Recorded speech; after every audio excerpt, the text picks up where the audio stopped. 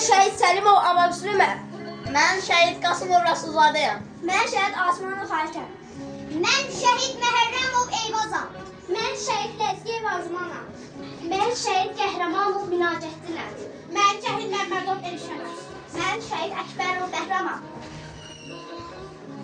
Qəhrəman deyirlər sənin oğluna, fəxr elə mənimlə ağlama ana. Xalqıma son sözüm budur nəhayət, aləm və torpağım sizə əmanət. Tanrım şəhidimə veribdir qiymət, üzü ağ gedirəm mən hüzuruna. Fəxr elə oğunla ağlama ana, fəxr elə oğunla ağlama ana. Qəhrəmanım igidim, hər qarışda nəfəsim, hər qarışda, hər nəfəsdə sevgimiz. Ucaldın ən böyük mərtəbəyə sən, uca yaradanın öz dərgahında.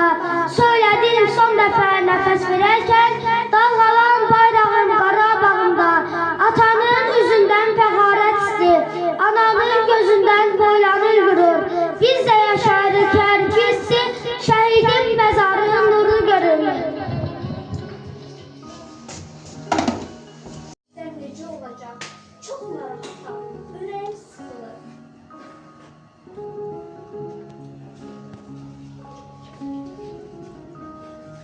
Salam ana, salam ata, necəsiz? Salam ay bala. Oğlum, mən səni bu gün üçün böyütmədim. Getmə bala. Bu ev sənin var. Ana, mən yetməsəm kim gedəcək? Bu mənim borcumdur. Hər kəs öz vətənini sevməli və qorumalıdır. Və mən də öz borcumu yerinə yetirib, əsgərlik edir. Narahat olmayın, qaydacaq. Oğlum, sən bu vətən üçün doğulmuşsan. Vətənin hər qarışı sənin nəfəsinlə yaşayacaq. Get, amma bil ki, adın əbədi olur. Sağ ol ata. Sağ ol ana.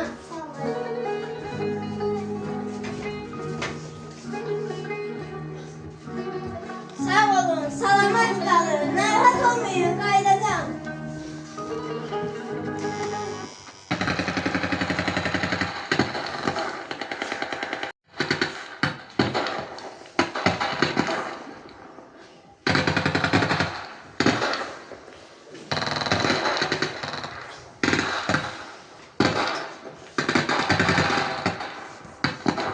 Ey şəhid, sən canını bu torpaq üçün verdin.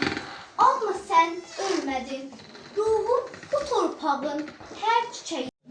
Allah tüm şəhidlərə rəhmət eləsin, qazilərə can sağlığı versin. Allah məktəb kollektivinə də razı olsun. Ömürlərimiz uzun olsun balım. Şəhidlərin qalan torpaq qədər sizə ömür versin. Çox sağ olun. Allah şəhidlərimizə rəhmət versin. Allah qəynaqlara səbir versin. İçində də bütün analara başqa işini deyə bilmərəm. Allah bizə dözüm versin ki, biz yaşayıb balalarımızı yaşada bilək. Sağ olun. İndi isə söz verilir qazilərimizə.